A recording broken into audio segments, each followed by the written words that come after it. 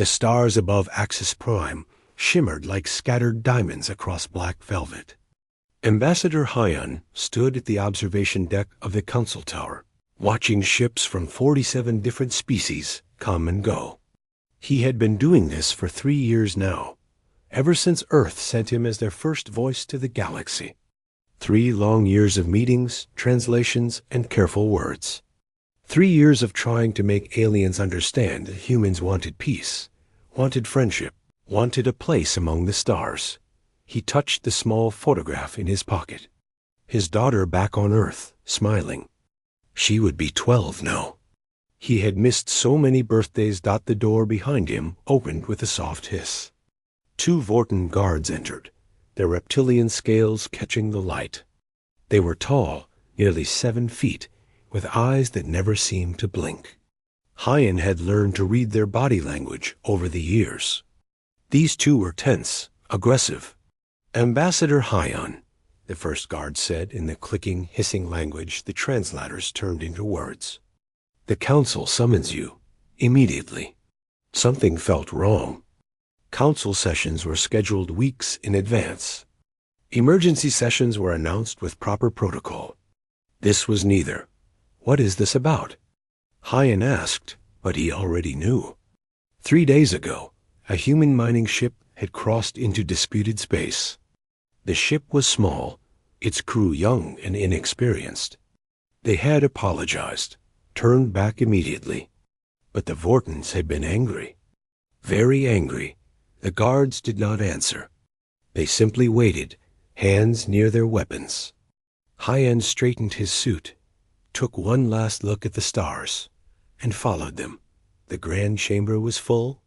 All 47 species had representatives present. Hyan had never seen a full assembly before. The circular room stretched high above, its dome displaying the swirling colors of the nearby nebula. In the center stood the judgment platform, a place Hyan had only read about in historical files. It was where criminals were tried under the oldest galactic laws. His heart began to pound. The Vorten High Commander stood at the council podium. His name was Vrex, and Hyan had argued with him many times. Vrex believed humans were dangerous, too aggressive, too unpredictable. He had voted against every proposal for human advancement in the council. Ambassador Hyan, Vrex announced to the chamber, you stand accused of violating the territorial sovereignty of the Vorten hegemony. Under council law, Section 42, Provision 7, the ambassador of a provisional species bears full responsibility for any violations committed by their people. Hyan felt cold. That law was ancient, written when the council was young and brutal.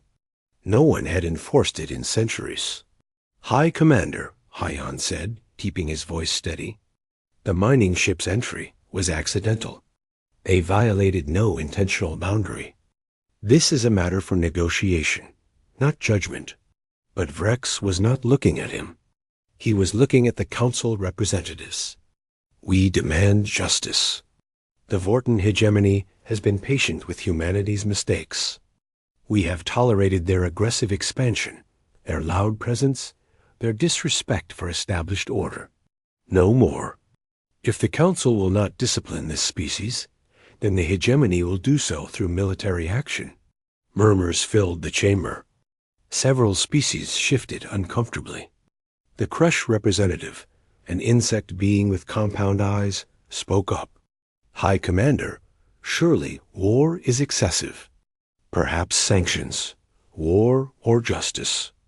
The hegemony offers the council a choice. Hyan understood then. This was not about the mining ship. This was about power. The Vortens controlled 12 systems, had the largest military outside of the Kresh collective. They were forcing the council to choose, sacrifice one human, or risk war with the hegemony. The vote was called. Hyan watched as the representatives made their choices. Some voted quickly, some hesitated. But one by one, the lights changed. Red for guilty. Green for innocent. 39 red lights. 8 green lights. Hyan closed his eyes. He thought of his daughter. He thought of Earth, that beautiful blue world he would never see again. He thought of all the people who believed he could make a difference. Ambassador Hyan, Rex said, and there was satisfaction in his voice. You are found guilty. The sentence is death by molecular disintegration. Immediate. The platform beneath Hyan's feet began to glow. He felt the first tingles of the disintegration field activating.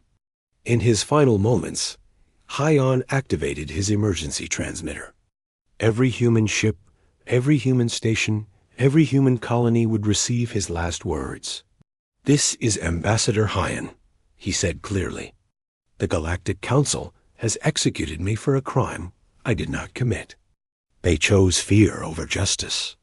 They chose the strong over the right. He paused, feeling the disintegration field growing stronger. Pain began to spread through his body. Remember me. Remember what they've done. And remember who we are. The field reached full power. Ambassador Hyan disappeared, molecule by molecule, until nothing remained but empty space. The chamber was silent. Then Rex spoke again. Let this be a lesson to all provisional species. The Council's patience has limits. But as the representatives began to leave, many of them felt uneasy. The 8 who had voted green looked at each other with worry. The Eldari ambassador, an old being who had served for 50 years, approached the Kresh representative. We have made a terrible mistake, the Eldari said quietly. How so? We avoided war with the Vortons. No, we started a war with the humans. And I fear we do not understand what we have begun. On Earth, the transmission arrived 32 minutes later. It played on every screen, every channel, every device. People watched in silence as Ambassador Hyan delivered his final words. They watched as he disappeared. Then they watched it again. And again. In Geneva, at the headquarters of Earth's Defense Council, Minister Quan sat in his office. He was an old man who had lived through the resource wars, who had seen humanity at its worst. He understood violence in ways politicians never could. His phone rang. It was the Secretary General. Minister Quan, the voice said. The people are demanding response. What do we do? Quan opened his desk drawer. Inside was a red folder, sealed with a star. He had hoped he would never need to open it. We activate the protocol, Quan said. Which protocol? The only one that matters now. Eradication protocol. Within an hour, every human ambassador in Council space received orders. Return home immediately. Within 3 hours, every human trade ship began the journey back to Sol System. Within 6 hours, every human communication with the Council ceased. Earth went silent. The galaxy waited for humanity's response. Some species expected protests, demands for apologies, maybe economic sanctions. The Vortons laughed at human weakness. None of them understood what silence meant to humanity. Silence was not weakness. Silence was the moment before the storm. Silence was humanity deciding how to make the galaxy remember Ambassador Hyan forever. Admiral Gina stood before the War Council in Geneva, 30 military leaders surrounding the long table. She was young for an admiral, only 42, but she had commanded the First Fleet through the outer colony conflicts. She knew war. She hated it, but she knew it. Minister Quan placed a red folder on the table in front of her. A single star marked its cover. Do you know what this is? Quan asked. I've heard rumors, Gina said. Every fleet commander has. But I hoped it was just a myth. It's not. Quan opened the folder. Inside were detailed plans, weapon specifications, target lists, and tactical procedures. We created this after first contact. When we learned we were not alone in the universe, our strategists asked a question. What would we do if the galaxy turned against us? Gina read the first page. Her hands began to shake. This is genocide. No, Quan said firmly. Genocide is the systematic destruction of a people. This is accountability. This is teaching the galaxy that humanity cannot be bullied, cannot be sacrificed for convenience. Ambassador Hyan was murdered by a council that chose politics over justice. We will respond not with anger, but with absolute commitment. The council expects negotiations, said General Tay from across the table. He was older, a veteran of Earth's unification wars. They think we'll demand apologies, reparations, maybe some territory. They're preparing diplomatic responses. Let them prepare, Quan said. We won't be negotiating. Admiral Gina looked at the folder again. The eradication protocol had 7 phases, each one more devastating than the last. Phase 1 targeted military infrastructure. Phase 2 targeted industrial capacity. Phase 3 targeted communications. The remaining phases were classified even from her. How far do we go? Gina asked. As far as necessary, Quan replied. Until the galaxy understands. Across the city, in a laboratory buried 300 meters underground, scientist Yuna examined her life's work. The resonance cannon had been theoretical for 15 years. She had developed it during her doctorate, published papers that were largely ignored. The weapon used quantum harmonics to target specific biological frequencies. In theory, it could disable certain species while leaving others completely unaffected. Now her theory had unlimited funding and a deadline of 30 days. Her team worked around the clock. They mapped every known alien species' neural patterns, every biological frequency, every weakness in their physiology. Yuna barely slept. She kept thinking about Ambassador Hyan. She had met him once at a conference. He had been kind, asking about her research, genuinely interested in the science. On the 23rd day, they completed the first prototype. On the 24th day, they tested it on tissue samples from 12 different species. All 12 samples showed immediate neural cascade failure. The human samples showed no reaction. On the 25th day, Yuna sent her report to the War Council. Her weapon worked, and it terrified her. Meanwhile, Commander Sue sat in a dark room filled with screens. She led Earth's Cyber Warfare Division, though officially her department didn't exist. For 3 years, her teams had been infiltrating Council networks. They had access to communications security systems and military databases across 40 species. They had done this quietly, carefully, always preparing for a day that might never come. That day had come. I need everything, Sue told her team. Military positions, supply routes, communication frequencies, command structures.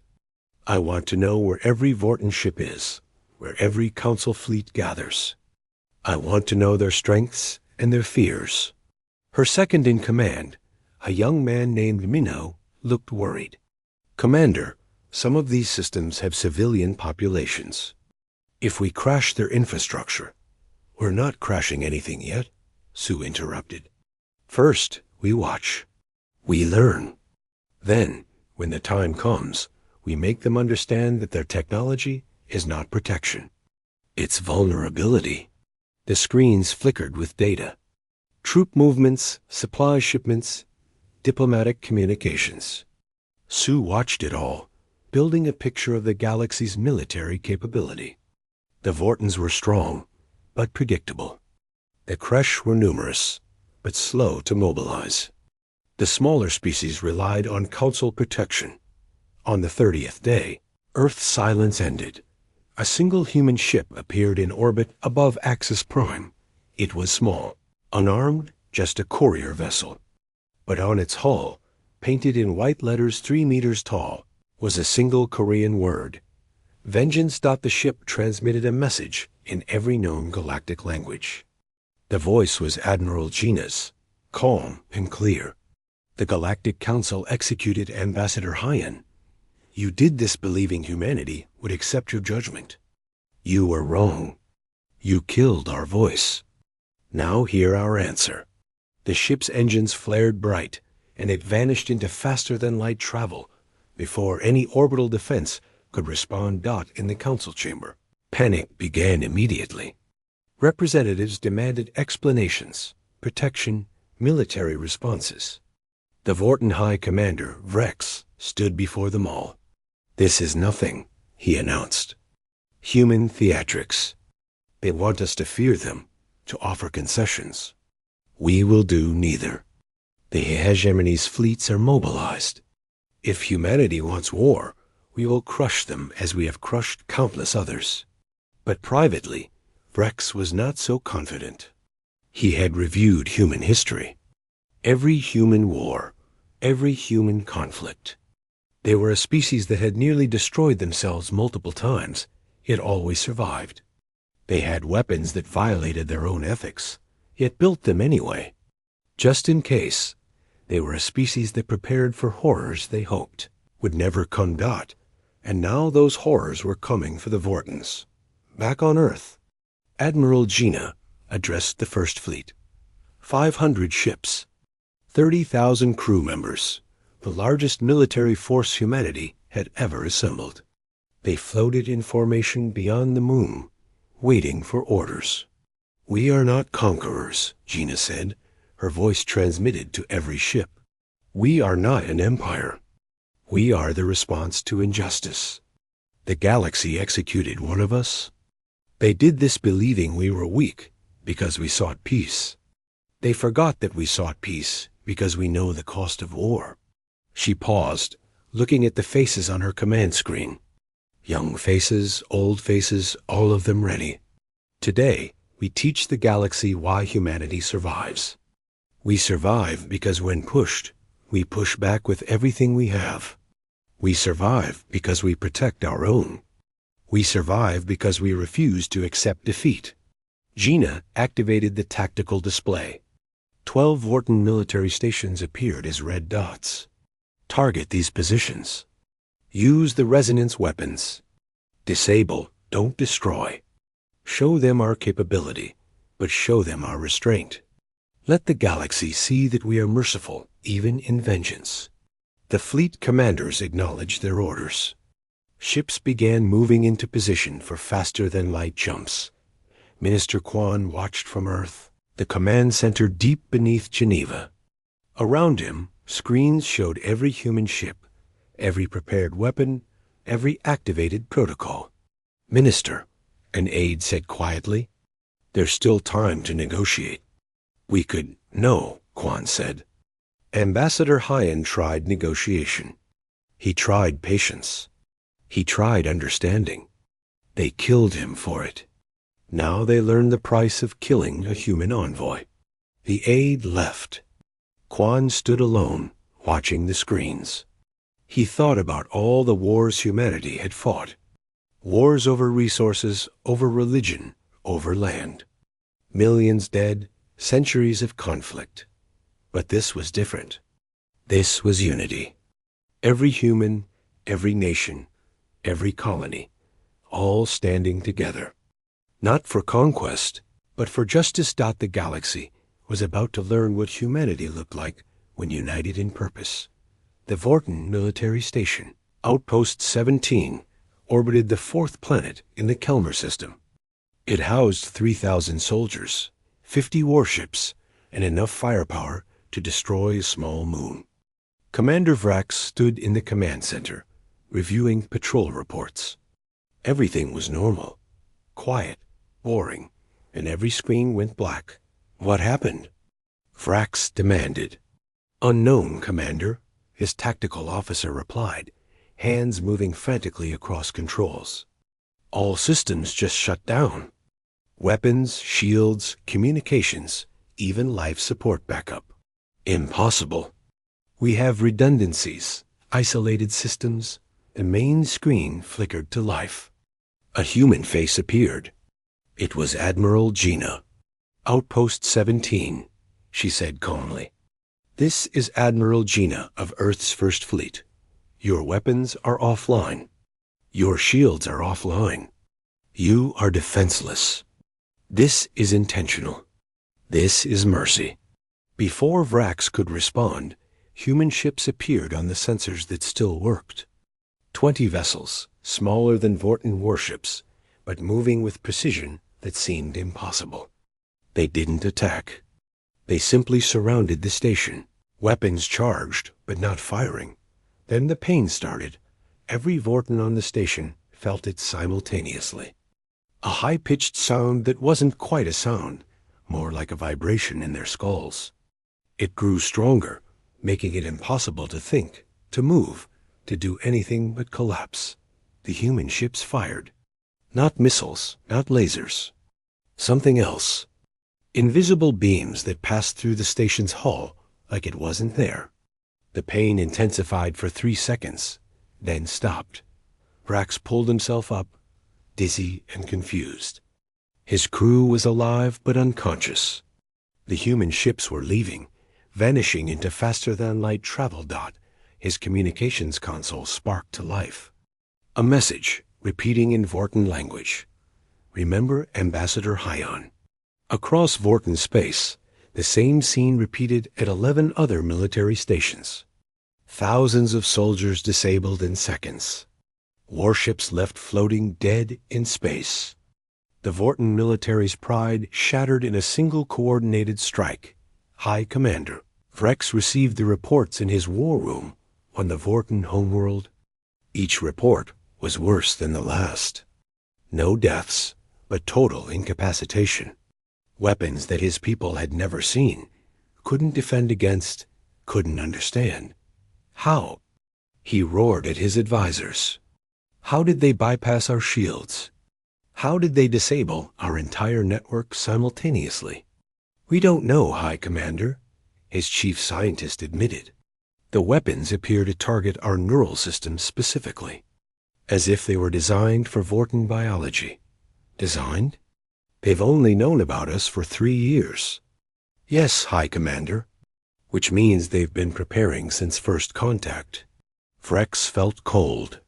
Humanity had arrived in Council space, claiming to want peace, to want friendship, all while secretly developing weapons to kill every species they met.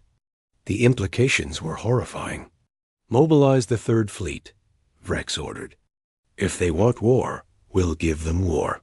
But mobilizing took time, and humanity was not waiting. General Tay commanded the second wave.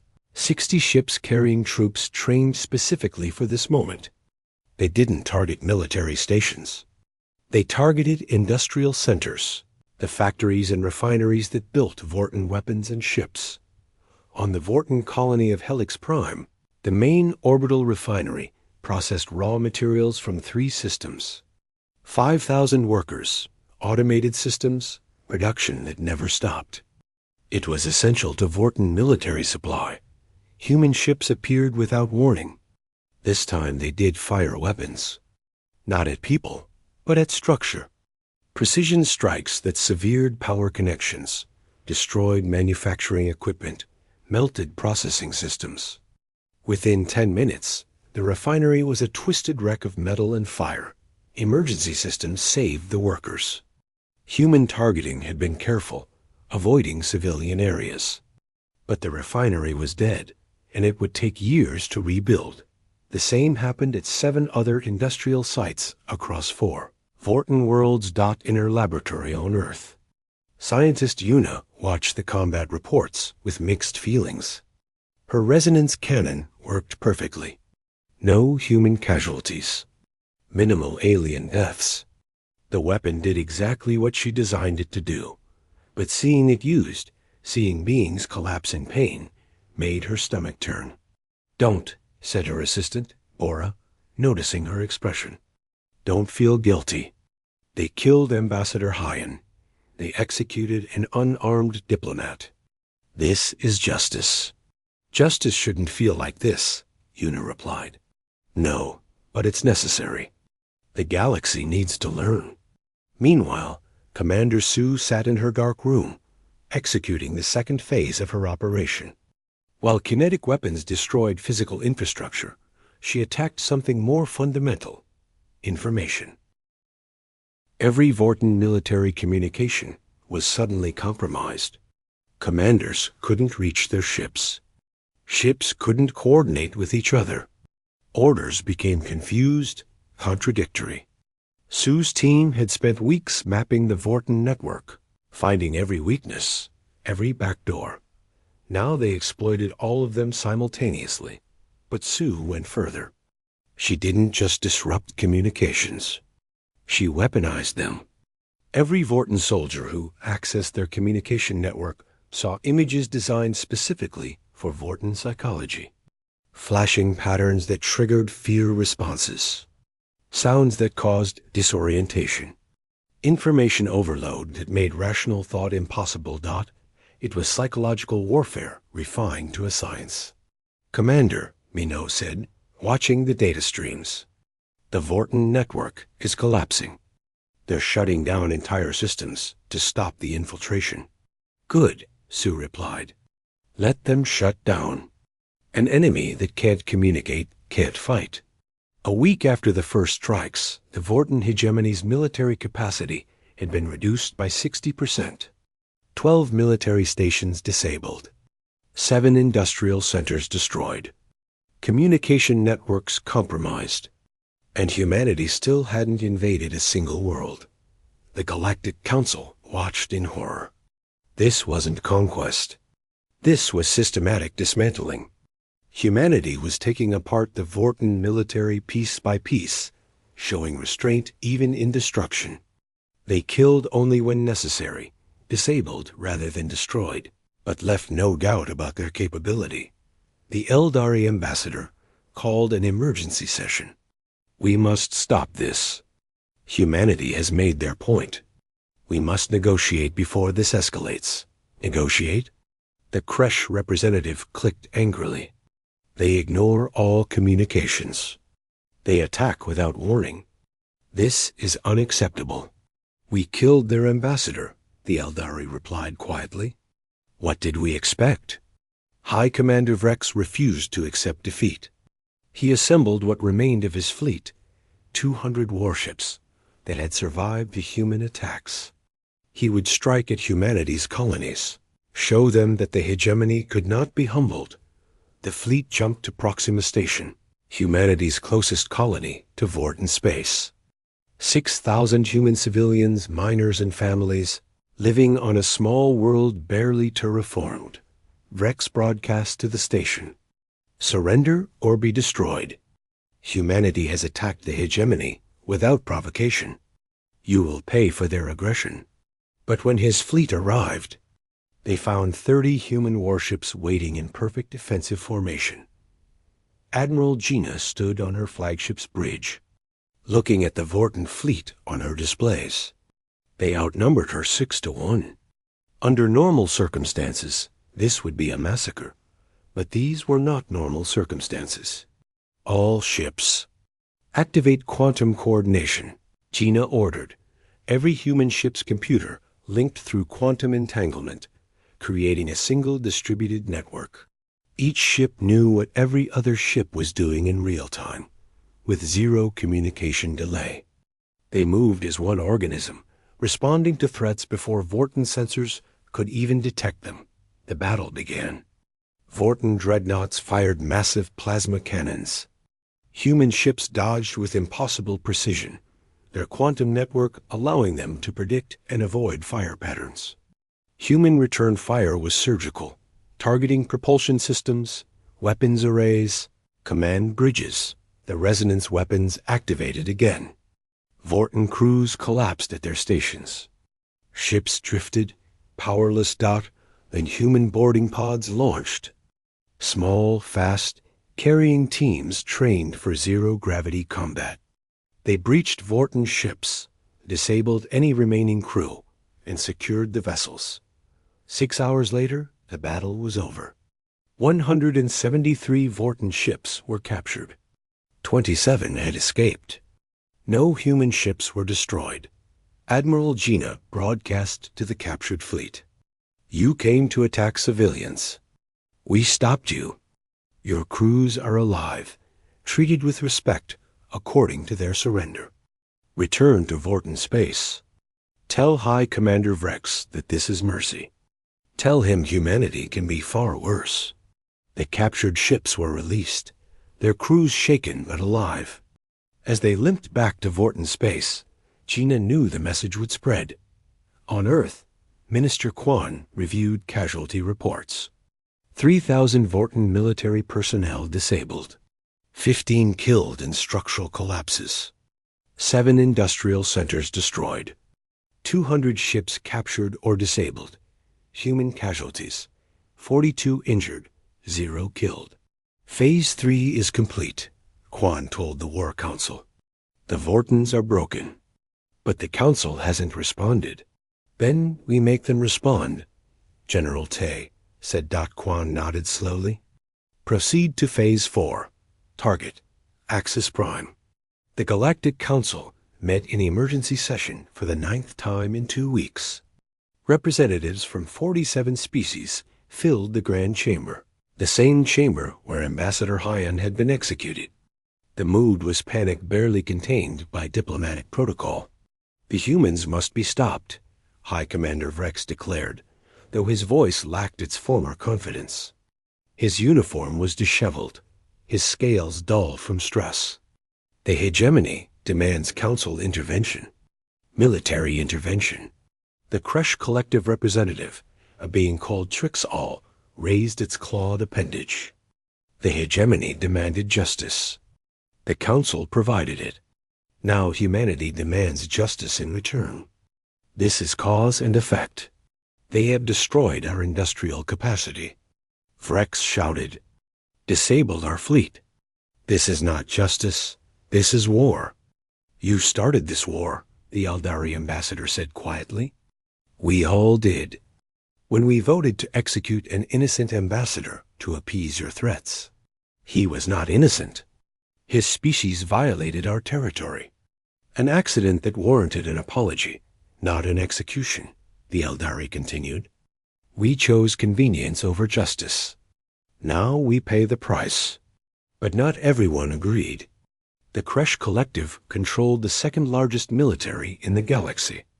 Their representative stood, its insect body clicking with agitation. Regardless of fault, humanity cannot be allowed to wage war unopposed. They have demonstrated weapons we do not understand, tactics we cannot counter. If we do not stop them now, they will threaten all of us. 15 other species voiced agreement. The council was fracturing.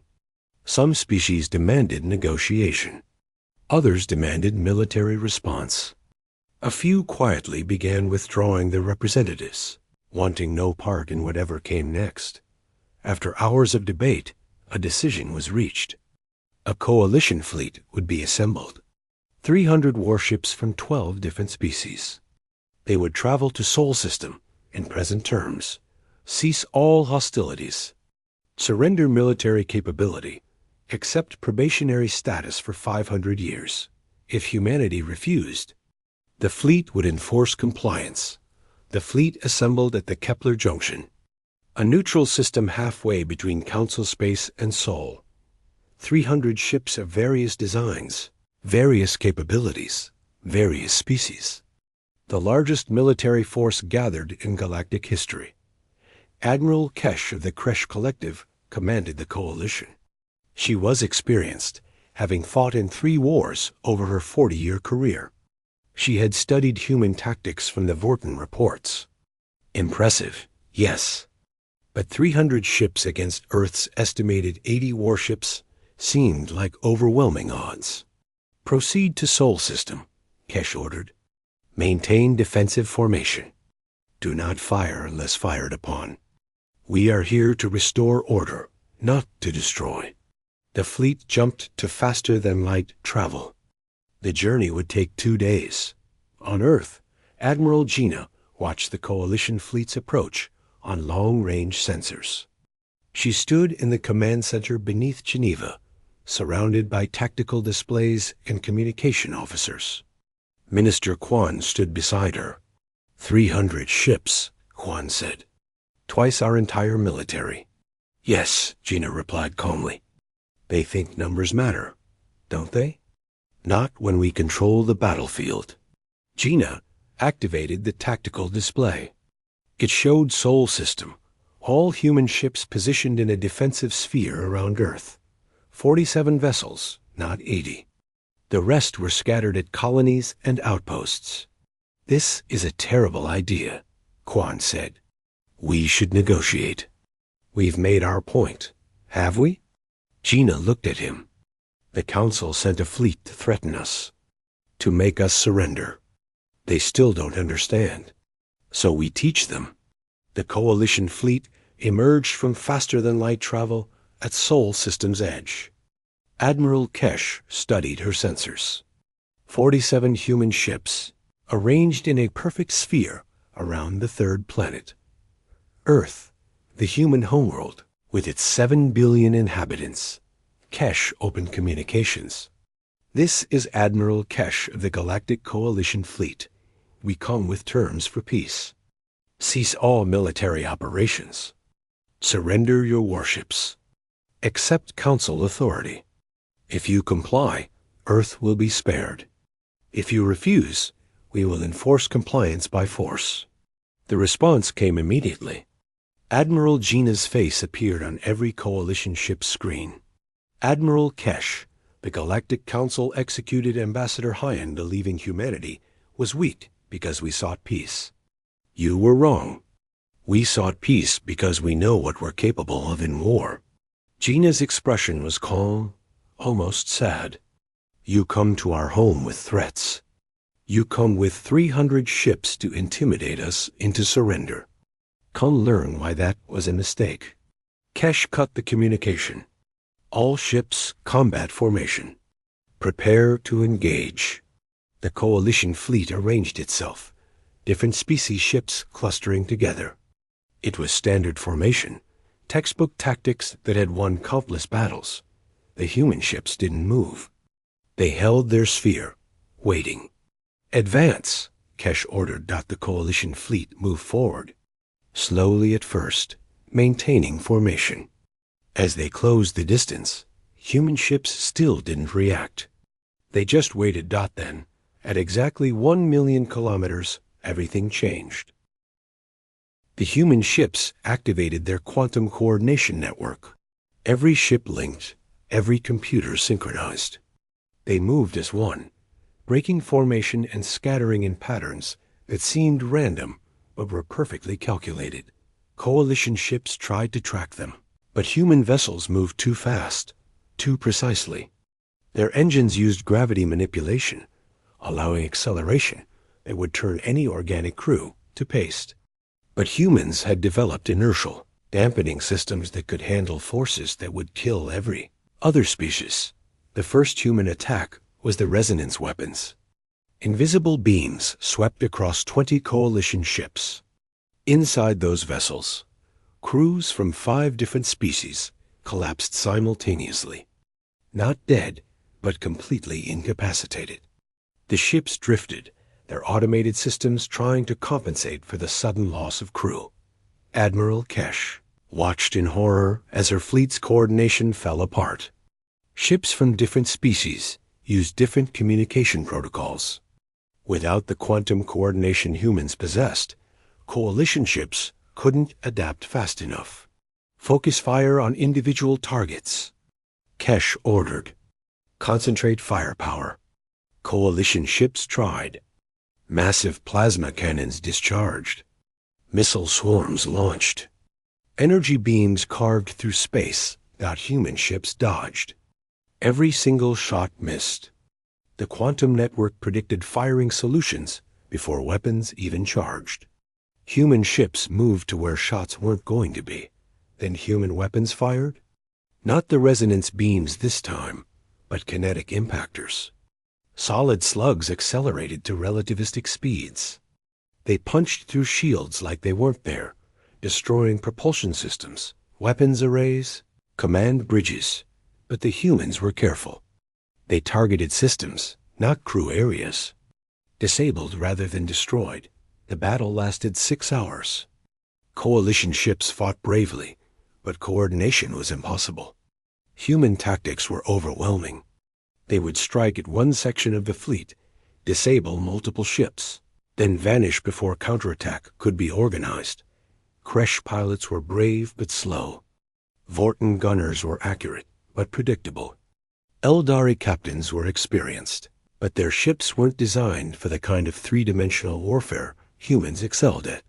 Admiral Gina watched from her flagship, directing the battle through the quantum network. She felt every ship, knew every position, coordinated every strike. It was like playing chess where she could see all possible moves simultaneously. "Admiral, the coalition is breaking," her tactical officer reported. 40 ships destroyed, 97 disabled. The rest are retreating. Gina checked casualty estimates. Most coalition crew were alive, disabled by resonance weapons or trapped in damaged vessels. Human casualties: 63 injured, most from systems failures. "No deaths. Let them go," Gina ordered. Broadcast on all frequencies. Her face appeared on every working coalition screen. "You came to force our surrender. You came with overwhelming numbers. You thought you could intimidate us. You were wrong. We disabled or destroyed 287 ships. 47 remain. Return to the Council. Tell them what happened here. Tell them humanity shows mercy, even to those who threaten our home. But tell them this mercy has limits." Admiral Kesh, her own ship damaged and drifting, could only watch as human vessels began recovery operations. They were rescuing coalition crew from damaged ships. They were providing medical aid. They were treating prisoners with respect. It made the defeat somehow worse, as the surviving coalition ships limped back toward Council space. Captain Day received his orders. He commanded the Reckoning, a small ship with a crew of 20. His mission was different from the others. He was to go to Axis Prime, to the Council's heart. Reckoning appeared in orbit above Axis Prime 4 days later. Orbital defense systems immediately activated, targeting the lone human vessel. Day broadcast on all frequencies. "I am Captain Day of Earth. I carry no weapons. I carry a message. Leave immediately or be destroyed," the Axis Prime Defense Commander responded. "You may destroy us," Day said calmly. "But first, see what we can do." The Reckoning deployed a single device, a sphere 1 meter in diameter, falling toward Axis Prime's atmosphere. Defense systems tried to target it, but the sphere's shields deflected everything. It detonated at 10,000 meters altitude. Not an explosion. Something else. Every artificial system on Axis Prime stopped. Lights went dark. Computers shut down. Life support systems paused. Communications died. Transportation halted. For 30 seconds, the most advanced world in the galaxy was completely helpless. Billions of beings stood in darkness, unable to communicate, unable to move, unable to do anything but wait. Then, after exactly 30 seconds, everything restarted. Lights flickered back on. Systems rebooted. Life returned to normal. Captain Day broadcast again. "That was mercy. The quantum bomb we deployed was set to a 30-second timer. We could have made it permanent. Every system on this world could have been destroyed beyond repair. Your civilization could have returned to pre-industrial status in an instant. We chose not to do that. Remember this moment. Remember Ambassador Hyan. Remember that humanity chooses mercy even when we don't have." 2. The Reckoning vanished into faster than light.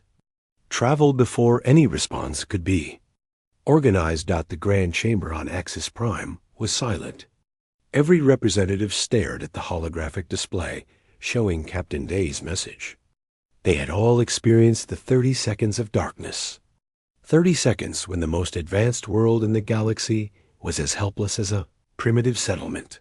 The Eldari ambassador was the first to speak.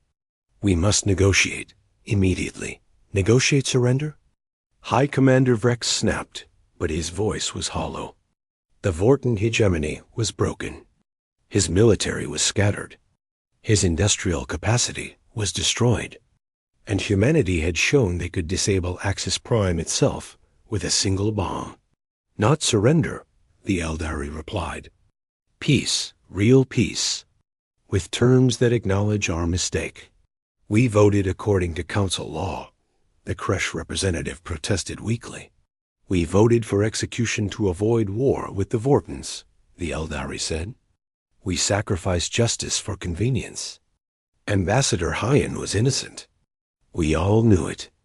Yet we killed him anyway. Now we face the consequences. 3 days of debate followed. Some species wanted to continue fighting. Most wanted peace. A few had already withdrawn from the council entirely, fearing association with what had happened. Finally, a message was sent to Earth. We wished to discuss terms.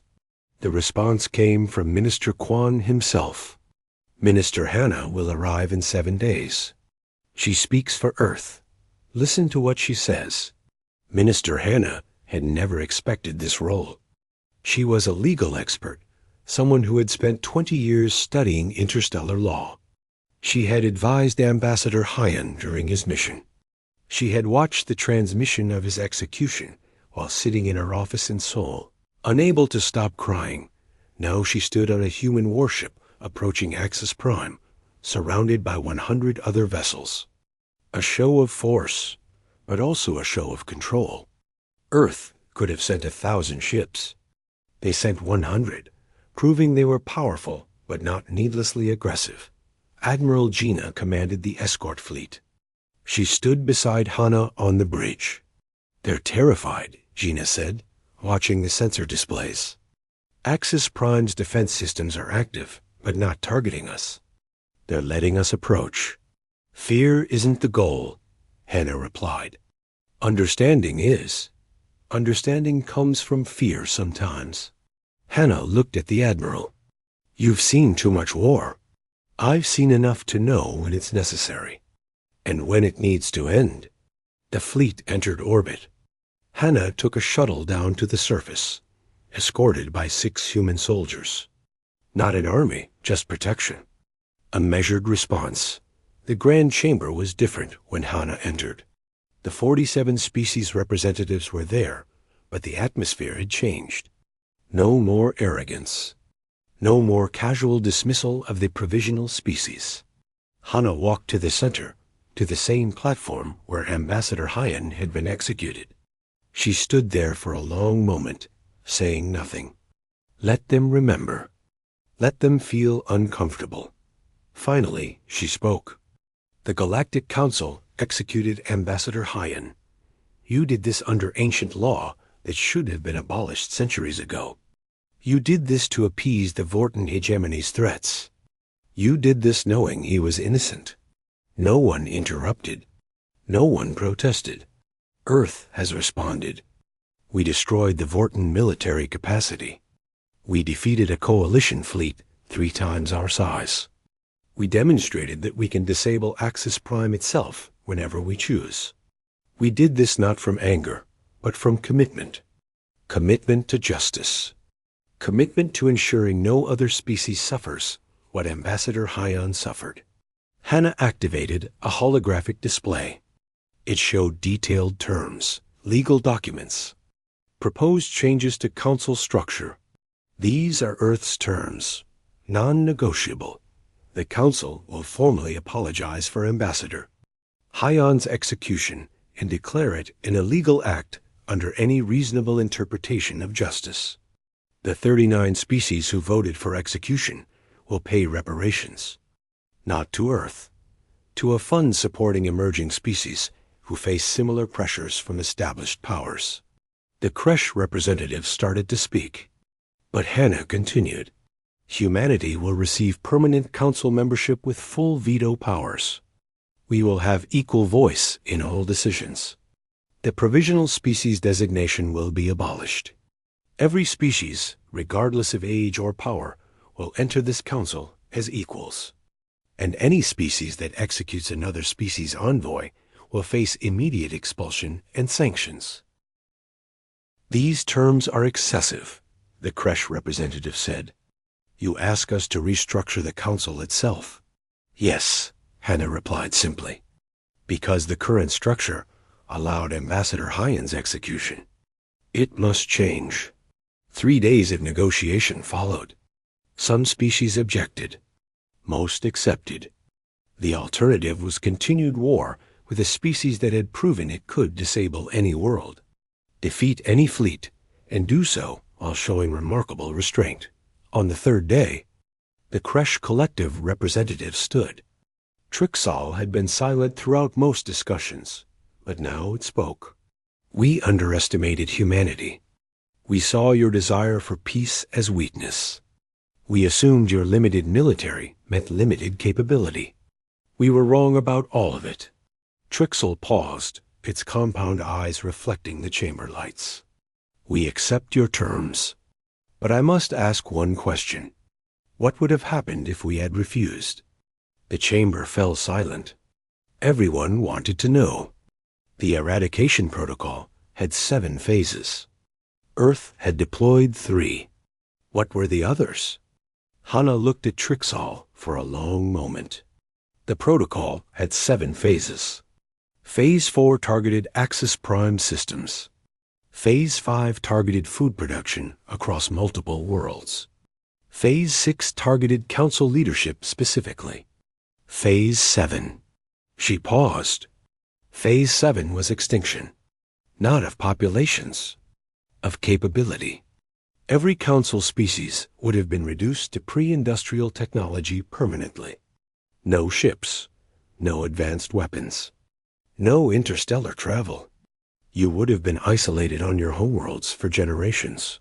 The horror in the chamber was palpable. They had come so close to losing everything. Would you really have done that? The Eldari ambassador asked quietly. Yes, Hannah said without hesitation. Because the galaxy needed to learn that humanity will go to any length to protect our own. That executing a human envoy is not a political inconvenience. It's an existential threat to whoever does it. The vote was called. 47 species voted. This time, all 47 voted yes. The reforms were implemented over the following year. The Vorten hegemony collapsed into civil war without their military to enforce unity. Earth didn't intervene. They had made their point. The reparation fund was established, managed jointly by Earth and the Eldari. It provided support to 3 emerging species that had faced similar pressures from established powers. Military support, economic aid, diplomatic training. Ambassador Hyan's position was filled by Minister Hannah herself. She took the role reluctantly, but understood its symbolism. Earth's first envoy was executed. Earth's second envoy negotiated from a position of absolute power. The Hyan Institute was founded on Axis Prime, in a building overlooking the Grand Chamber. It trained diplomats from dozens of species in conflict resolution, mutual respect, and the principles Ambassador Hyan had believed in. Students learned that true strength came not from weapons, but from the wisdom to use them only when necessary. Admiral Gina was recalled to Earth 6 months after the treaty was signed. She was celebrated as a hero. Parades, medals, speeches. She attended exactly one ceremony, the dedication of Ambassador Hyan's memorial in Seoul. The memorial was simple. A statue of Hyan, standing with his hands open, welcoming. At the base, his final words were inscribed in Korean, then translated into 47 languages. Remember me. Remember what they've done. Gina placed her admiral's star at the statue's base. She had carried it through every battle, every negotiation, every difficult decision. Now she left it there. She spoke to the gathered crowd, thousands of people who had come to remember a man most had never met. We won this war not because we were stronger, Gina said. We won because we valued a single human life more than the galaxy valued their political convenience.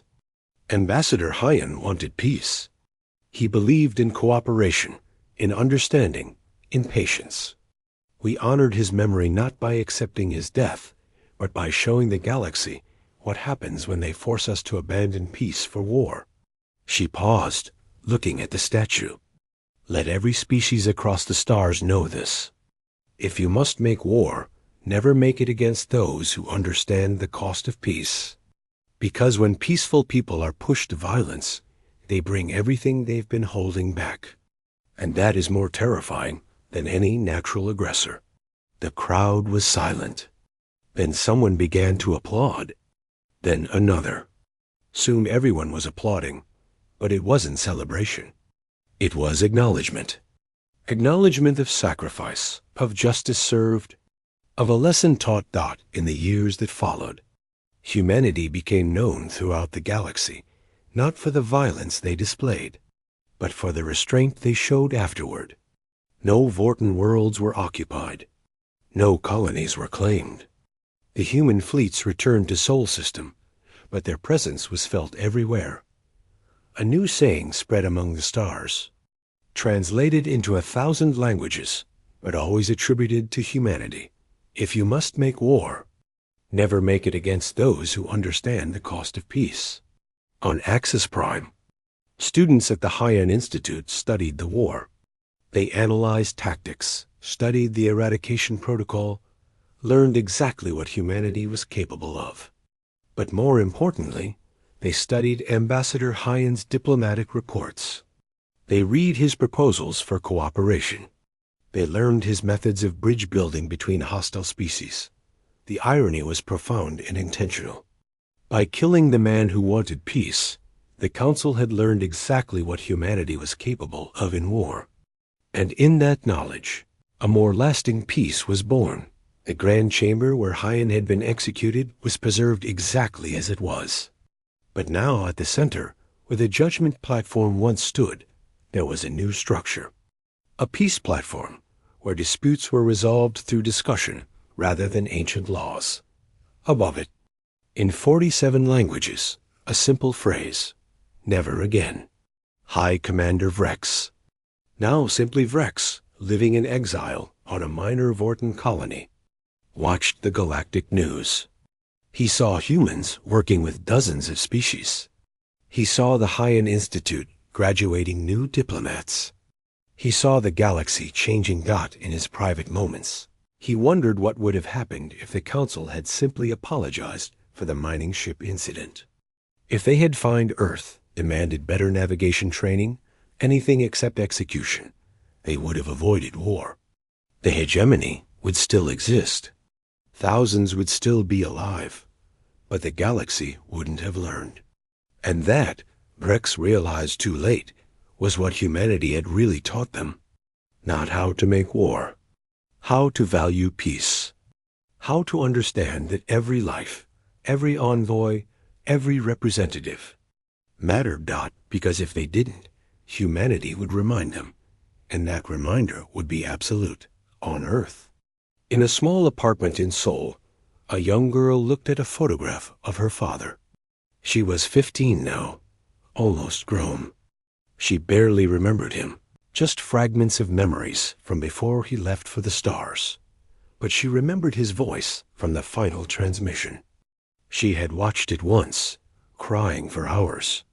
She never watched it again. She didn't need to. Those words were etched in her memory forever. Remember me. Remember what they've done. The galaxy remembered. And in remembering, they changed. That was Ambassador Hyan's real legacy. Not the war fought in his name, but the peace built on the foundation of justice finally served. He had wanted to build bridges between species. In death, his memory had forced the galaxy to build those bridges properly, with respect, with equality, with understanding.